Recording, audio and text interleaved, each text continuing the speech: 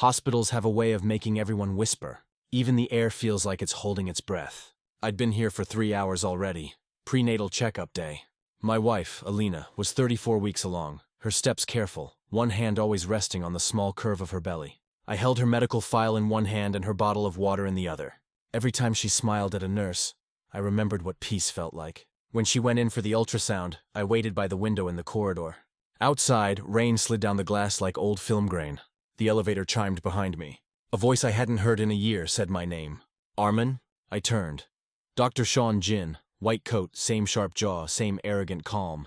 My ex's brother. For a second, my chest tightened with memory. Then nothing. Just quiet. He blinked, then frowned like he'd spotted something offensive. At your age, you're still pulling disappearing acts. My sister's been looking for you everywhere. I didn't answer. I just shifted the medical file from one hand to the other and kept my tone even.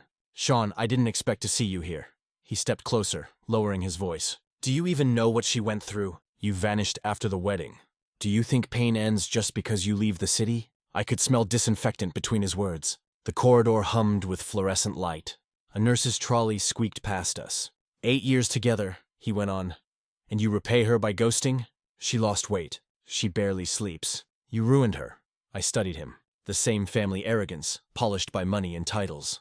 The same ability to turn guilt into accusation. Sean, I said softly, if you're done lecturing, I'll be going. My wife's waiting. He froze. You're what? I met his eyes. My wife. For a second, silence replaced the hum of machines. I watched disbelief twist across his face. The kind of look people get when reality refuses to match their script. He scoffed. Stop joking. You think pretending to move on will make my sister forgive you? I almost smiled. Forgiveness isn't something I'm waiting for. The elevator doors opened again. 2 nurses stepped out, carrying charts. They slowed, sensing the tension. Sean ignored them. Arman, my sister spent a year flying around, trying to find you. You could at least explain why you left. She deserves that. I took a small breath, steady enough that he wouldn't hear the weight behind it. Explain? She left me at the altar, Sean. Not the other way around. That shut him up for a heartbeat. But pride is hard to silence. That's not what she told us, he said quickly. She said you— I cut him off. Then maybe she should stop rewriting history. He stared, lips parting as if to strike again. But footsteps sounded at the far end of the corridor.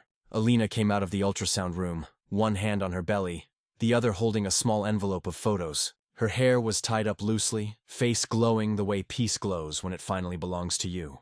I walked toward her, ignoring Sean's stunned expression. Everything okay? I asked, touching her shoulder. She nodded.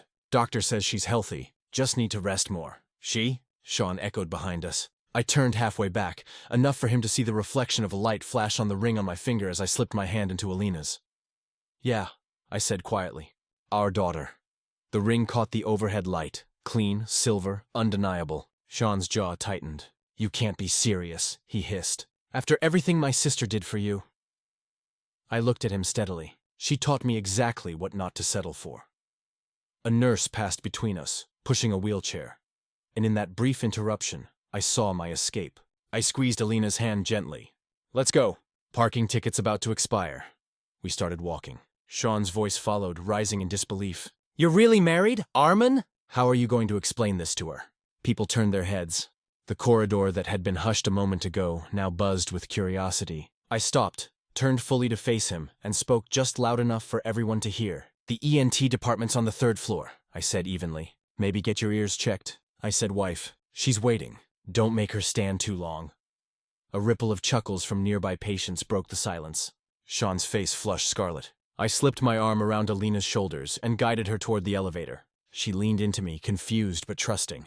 When the doors closed, I caught one last glimpse of Sean, standing alone under the cold light, still trying to process the truth. Alina looked up at me. Who was that? I smiled faintly. An old story. Nothing important. She studied me for a moment, then let it go. Next appointment's in 2 weeks, she said, pressing the ultrasound photo into my hand. I stared at the grainy image, the tiny outline of our daughter, and felt a calm that no apology from the past could ever give me. She looks strong, I murmured. Outside, the rain had stopped. The glass doors opened to a clean, wet breeze. I tightened my grip on Alina's hand as we stepped into the light. Behind me, somewhere in that sterile corridor, yesterday was still standing still. But I wasn't. If I could trace the start of it all, it wouldn't be the day she left me. It would be the day she said yes. Sabrina Jin had everything I didn't. Money, reputation, a family name that opened doors I could only press my face against. I was the scholarship kid from a rust-stained district. My mother taught at a community school, patched our roof herself every monsoon. When I first met Sabrina at the university hospital's research wing, she was wearing a lab coat 2 sizes too big, and confidence that fit perfectly. She smiled at me once, and I built my whole youth around that smile. For years we survived on borrowed moments, shared noodles between night shifts, study dates that turned into silent companionship. Her family disapproved, of course. "A Jin doesn't marry from the slums," her father once said in front of me. Sabrina just squeezed my hand under the table and whispered, "Let them talk." And for 8 years, I believed that was enough. Her career bloomed faster than mine. She started mentoring new interns, and that's when he appeared. Mickey, the kind of man who mistakes charm for talent, young, bright, and too eager to please. At first, I thought nothing of it. She mentioned his name like a passing colleague. Mickey stayed late again. Poor kid messed up the samples. Mickey brought me coffee today. He's learning. But soon, Mickey began to live in our texts more than I did. When I asked how her day was, she'd answer with his stories. When I called at night, I'd hear his laughter echo faintly in the background. Jealousy is a quiet poison. It doesn't scream. It whispers reason.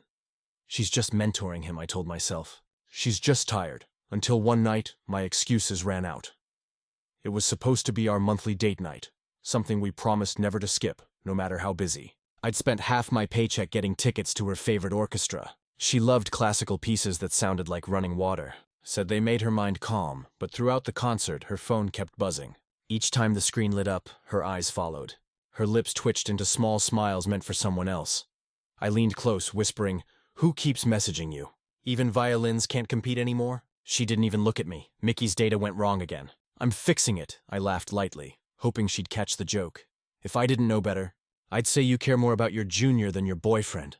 That was the moment the air turned cold. She turned, her eyes sharp enough to cut sound. "Arman, when did you become so insecure?" I had no answer. After that night, silence moved into our house. She stopped replying to my messages, stopped coming home before midnight. The only proof she still lived there was the faint perfume on the pillow beside mine.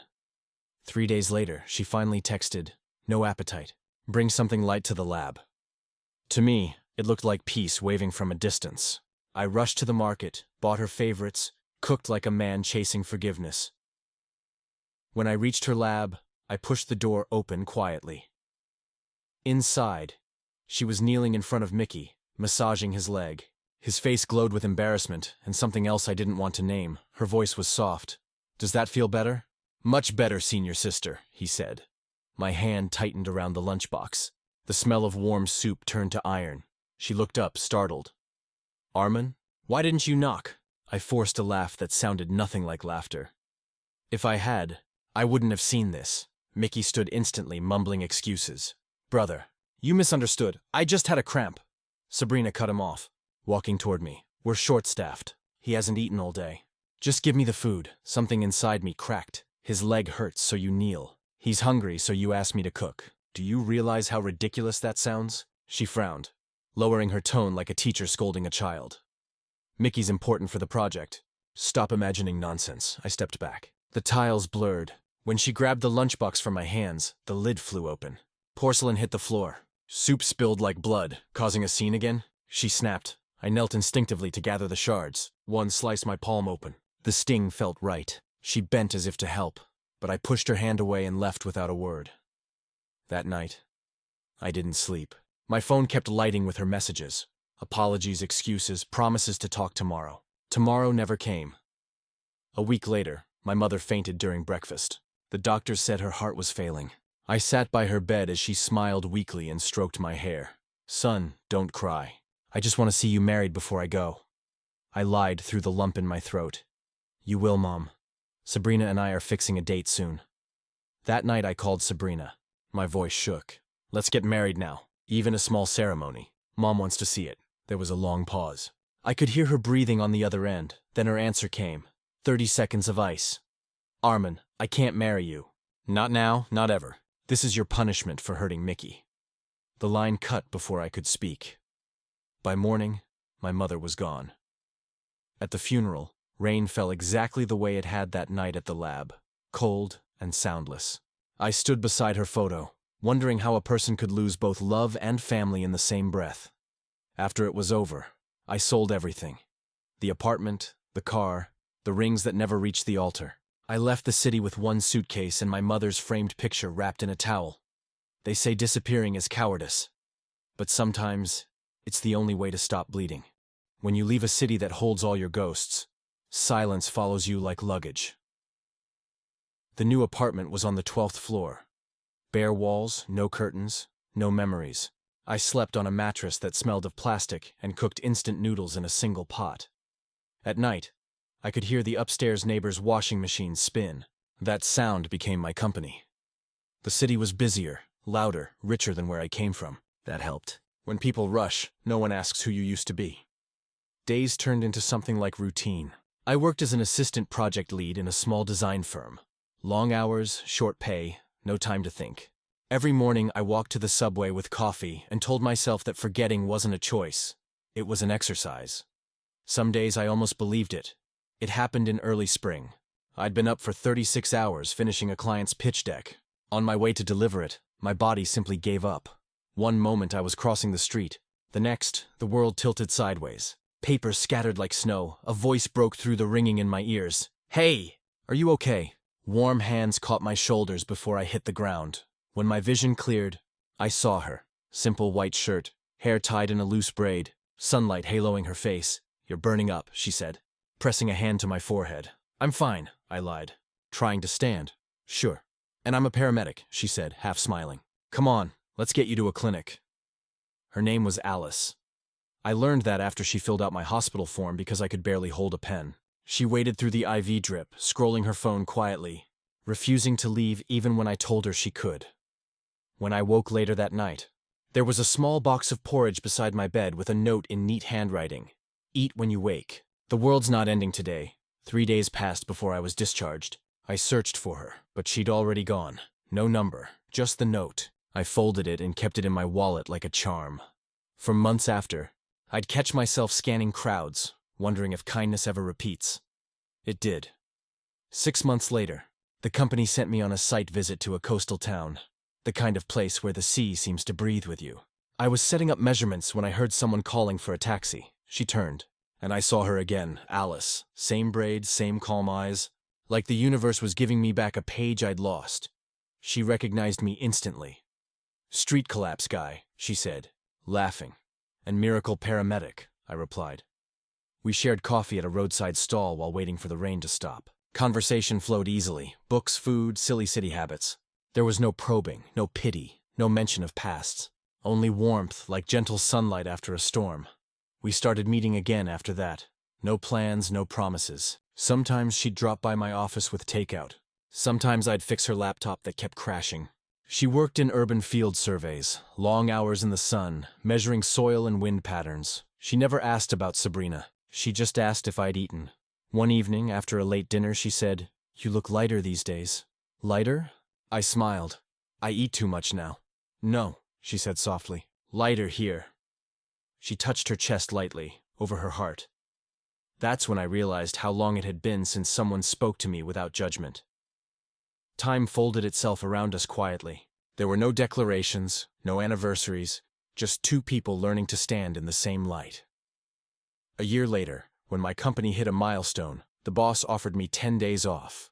Without thinking, I traveled back to my mother's hometown. I wanted to visit her grave and tell her that maybe, just maybe, I was learning how to live again.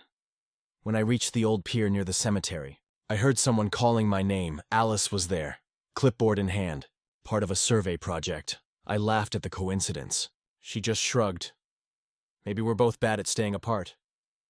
We spent the next few days walking the seaside roads. She listened while I talked about my mother, about the mistakes I still carried. She didn't try to fix me, just listened, and sometimes that's all healing needs. On the last day of that trip, as the sun melted into the water, I asked her, "Alice, what do you think happiness looks like?" She thought for a moment. "Probably like this," she said. Quiet, ordinary enough. We married 3 months later. No ceremony, no guests, just a small room, 2 signatures, and the sound of rain against the window. When she slipped the ring on my finger, Her hands trembled slightly. "You sure you're ready?" she asked. "I was ready the day you refused to leave that clinic," I said. She laughed. Eyes bright, "Then I guess I'm ready too, now." Every morning starts with her humming softly in the kitchen, the smell of tea curling through the air. Sometimes, when she places my hand on her growing belly, I feel a faint flutter. Life moving forward. I've stopped trying to measure happiness. It doesn't shout. It just breathes beside you. But sometimes, in the soft glow of our apartment, I catch the echo of the life I left behind. The unanswered call. The empty wedding hall. The rain on that old street. It doesn't hurt anymore. It just reminds me that even endings can be beginnings in disguise. Alice will never know how many nights she saved me from drowning in silence, and I will never stop being grateful that the universe chose her to find me. The world had finally gone quiet for me. Alice and I had moved into a small gated community, a place where evenings smelled of jasmine and lawn sprinklers. Our daughter was 3 weeks old, soft as dawn, her cries tiny proofs that life still renews itself no matter how many pieces it's broken before. That afternoon I was trimming flowers near the porch when the guard called from the gate. "Sir, someone insists on seeing you. Says she's family." The name he spoke dragged the air from my lungs. Sabrina. She stood by the entrance like a shadow that had finally caught up. Her hair was shorter, her eyes rimmed red. Time had carved regret into her face, but pride still tried to cover it. For a moment I almost pitied her. "How did you even get in?" I asked, keeping my voice level. She looked me over, gaze dropping to the baby carrier in my hand. "So it's true," she whispered. "You really married her. You already have a child," a tremor in her throat. "Did you ever think of me?" I exhaled slowly. "Every time I remember what betrayal costs." She flinched, then stepped closer. "I didn't mean for it to go that far. I just wanted to punish you, Arman. I thought you sent that letter about Mickey. I thought if I scared you a little, you'd admit it, we'd argue, then make up." Her words spilled out like broken glass, sharp, useless, apologetic. "But you disappeared," she said. "Do you know what that did to me?" I almost laughed. "You talk about punishment like it's a game. You wanted to scare me?" "My mother died waiting for a wedding that never happened. I buried her alone." She shook her head, tears welling. "I didn't know, Arman. I swear." "You didn't want to know," I cut in, "because it was easier to believe a lie from a stranger than the truth from the man who loved you." We stood there under the weak afternoon light, two ghosts from a story that should have ended long ago. "I lost everything that day," I said quietly. "My mother, my home, the version of myself that trusted people like you. You said you wanted to punish me. Congratulations, you did. But you also punished the only person who ever wanted your happiness more than his own." Her tears fell freely now. "Arman, I'm sorry. I'll fix this. Divorce her if you have to. I'll take care of you, of the child." I held up a hand, stopping her mid-sentence. "Stop. Don't finish that. You don't get to talk about my wife or my child. You forfeited that right when you chose suspicion over love." She tried to reach for me. I stepped back. "You really hate me that much?" She whispered. "No," I said. "Hate would mean I still care. I just refuse to let you rewrite what's already over." A single tear rolled down her cheek. "Please," she said, voice trembling. "Just one more chance." I shook my head. "Sabrina, some bridges burn so completely that even the smoke can't find its way back." The security guard approached, hesitant. I nodded. "Please escort Miss Jin out. Make sure she gets home safely." She looked at me like she didn't recognize the person standing before her. Maybe she didn't. The man she once knew would have chased after her, begged, forgiven. That man was gone. As the gate closed behind her, I took out a small packet of wet wipes from my pocket. Slowly, deliberately, I wiped each finger one by one. Not out of disgust, out of ritual. The guard watched, puzzled. I said softly, "Just cleaning the last traces of yesterday." Inside, Alice was sitting on the couch, our daughter asleep on her chest. She looked up when I entered. "Everything okay?" I nodded. "Just an old story trying to repeat itself." She smiled faintly. "And did it?" I glanced at the baby's tiny hand curled around Alice's shirt. "No, I closed the book this time." I sank into the couch beside her. The baby stirred, then settled again, breathing in small, perfect sighs. Outside, the evening wind moved through the garden, carrying away the last of the jasmine petals. For the first time in years, I didn't feel the urge to look back. Some stories don't need revenge, they just need distance. And finally, I had both.